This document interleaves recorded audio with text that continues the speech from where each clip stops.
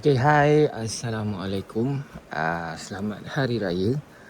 Okey, video kali ni aku ditaja oleh Value Max. Dia hantar aku cordless reciprocating saw untuk aku review. Terima kasih kepada Value Max yang telah sponsor aku satu hand tools untuk aku review dan untuk korang tengok apa benda ni. Jom aku nak unboxing dulu barang-barang dia. So apa yang korang akan dapat, ni bateri, ini charger,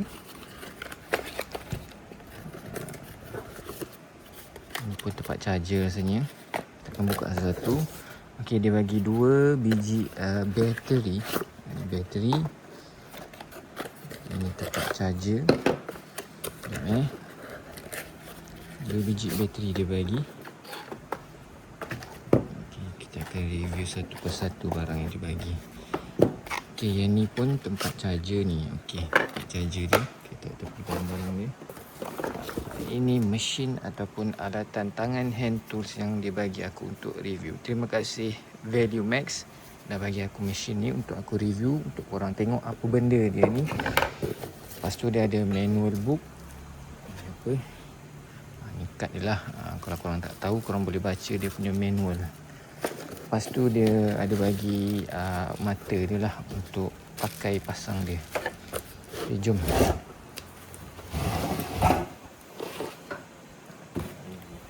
Okey, ni barang yang dia bagi, yang kita akan dapat kalau korang beli hand tools ni. Ni dia punya manual. So basically kalau korang nak potong kayu ke, pipe ke, besi ke, korang perlukan gergaji besi kan, ataupun gergaji kayu. So ini macam bahasa Melayu dia gergaji tangan kayu lah. Gergaji tangan lah, gergaji tangan kayu pula. Gergaji tangan besi mesin yang dipermudahkan. So untuk pakai dia, dia bagi aku 2 biji bateri. Ni untuk tengok indikator dia. Tekan sini, ni 1. Okay, ni ada 3. So kalau korang nak check bateri dia ada berapa, korang just tekan. So macam biasalah, ini cordless. Cordless tu dia tak ada wire, senang untuk korang bawa. Kalau korang nak potong pokok pun boleh, sebab dia boleh potong kayu, besi, plastik. So nak masuk dia macam ni. Ni cordless Dia ada juga datang dengan cord, itu ada wire. Kalau korang nak pakai lasak, aku suggestkan korang pakai yang cord, iaitu berwire, supaya korang tak perlu cas. Sebab kalau bateri habis kena cas kan. Ni dia cordless. Cordless ni mana dia pakai bateri. Dalaman dia ada 5 biji bateri, 20 volt, maksimum 2.0 Ah lithium ion. Dia pakai lithium bateri. Okey, yang ni pula charger dia. Cara nak charge dia macam ni. Korang nampak tak ni? Masukkan dekat sini. Lepas tu ni korang just plug in macam ni. So korang perlukan plug lah. Untuk korang perlukan plug untuk korang charge dia. Masuk macam ni, korang charge. Merah maknanya dia kosong, hijau maknanya dia dah penuh. So cara nak charge dia macam tu saja. Korang just plug in. Okey, cara nak charge dia, manual book ni korang boleh tengok lah. Kalau aku dah tahu tak payah. Lepas tu mata yang dia bagi. Okey, aku nak review satu persatu. Sekejap ni bateri dah settle. Kita nak review mata dia. Untuk korang potong besi ataupun plastik, korang pakai mata yang ni, mata halus ni. Okey. Untuk potong kayu, pokok yang besar, korang pakai mata yang ni. Ni untuk potong kayu. Nampak tak mata dia? Nampak kan? Nampak tak kasar? Ini pun mata untuk potong kayu ni. Kalau kayu pendek ataupun kecil, korang pakai ni je lah. Dia ada jarak dia. Ni ukuran jarak mata dia, korang boleh tengok. 8 TPI. Yang ni 6 TPI. Ini 5 TPI jarak mata dia ni. So kalau korang nak potong kayu yang besar, korang pakai mata yang besar ni lah. Kalau kayu tu kecil ataupun pendek, korang pakai mata kayu yang kecil ni, TPI kecil ni, untuk lebih halus kemas. So korang boleh pilih lah mata mana korang nak pakai. Cara untuk masukkan mata dia pula pun senang saja. Korang just pusing sini. Nampak tak ni? Boleh pusing ni kan? Nampak kan? Nampak kan? Okay, so kalau korang nak potong kayu, contohlah kan, potong kayu, korang just masuk kat sini. Nampak tak ni masuk ni? Korang just masuk, plug in dia dan korang lepaskan dia. Masuk macam ni, korang masuk, korang lepaskan dia. So dia tak boleh cabut, maknanya dah boleh fungsi dah untuk pakai. So aku nak tunjuk demo. Kalau korang nak potong kayu kan, sekejap kita ambil kayu ni.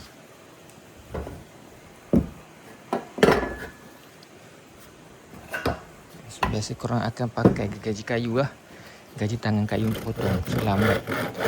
Kalau kayu tu keras lagi susah untuk korang potong. So korang tak perlukan gergaji ni. Korang hanya perlukan ni. Korang letak macam ni. Pastikan yang ini terletak dekat ujung kayu yang korang nak potong tu macam ni. Nampak tak? Lepas tu korang just tekan. Ni. Korang tak boleh tekan ni kalau korang tak tekan dia punya ni. Ni adalah safety features dia. Korang boleh tekan sini, korang boleh tekan. Kalau korang lepas, korang tak boleh tekan. So nak potong dia, korang perlu tekan ni dan baru boleh tekan. Dia boleh kiri, kanan. Ikut kesesuaian tangan korang lah. So kita tekan macam ni. Kita letakkan dia ni. Kena kat ujung kayu tu. Lepas tu korang boleh start potong. So korang boleh potong kayu. Kalau korang nak potong plastik ataupun besi, macam aku cakap tadi, korang perlukan mata yang ini. Mata halus ni untuk potong besi ataupun kayu. Dia ada tulis metal. Untuk metal pakai ni ataupun plastik. Cara nak tukar dia macam tadi, sama je. Tarik ni. So korang just plug in mata dia ni sampai habis masuk, lepas, pusing. So contoh korang nak potong besi ataupun pipe, sama je. Korang just letak ni, letak kat ujung dia ni. Korang pegang sikit lah macam ni kan. Tu korang tekan dia punya switch ni. Jangan lupa tekan switch ni. Nampak? Oh jalan. Lepas tu korang just potong saja. Nampak? Hasil dia lebih kemas, lebih cepat lah. Kalau ni sebab aku tak betul-betul lah, dia sengit sikit. Kalau korang pakai gergaji besi ni untuk potong ni, dia akan melengkung, kadang-kadang sengit. Nampak? Itu lambat. Lambat. Memang lambat. Boleh tapi lambat. Kalau potong plastik ni mudah sikit lah.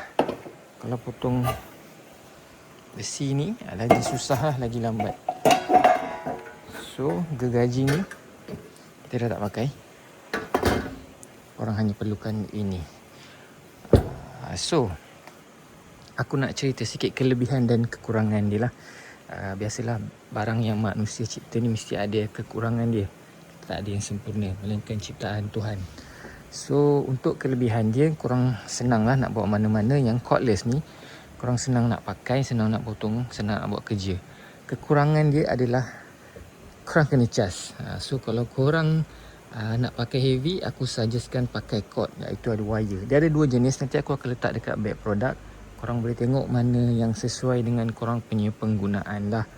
So harga dia pula, ni harga dia 200 lebih. Tetapi dia tengah ada offer dalam 193 kot. Untuk yang ni, yang untuk cordless, untuk cord tu yang wire tu dia murah sikit berbanding ni. Sebab dia pakai bateri dia jadi mahal. So korang boleh check dekat back product dia. Itu adalah kelebihan dan kekurangan yang aku nak ceritakan dekat korang. So kalau korang nak beli ataupun korang berminat, korang boleh tengok dekat back product yang aku tag tu nanti. Sangat mudah, sangat berbaloi untuk korang beli. Body dia pun solid, bagi aku solid lah. Dia punya barang ni okey. Dia made in China. Kebanyakan sekarang produk semua memang made in China lah. Kalau yang brand-brand biasa ni ataupun brand-brand mahal pun, diorang akan buat produk ni dekat China, cuma kualiti berbeza lah dan lebih mahal. Yang ini mampu milik lah.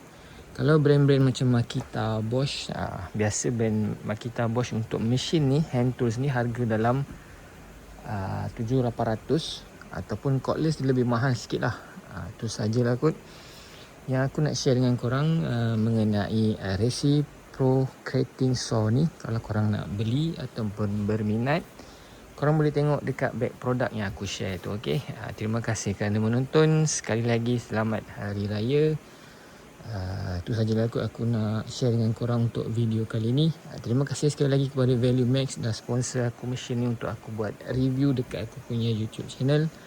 Dan juga Shopee aku, korang boleh check Aiman Rosli, aku punya Shopee. Ataupun korang klik saja pada beg produk yang aku dah share. Nanti akan terus link kepada Shopee. Terima kasih. Assalamualaikum. Semoga bermanfaat. Bye.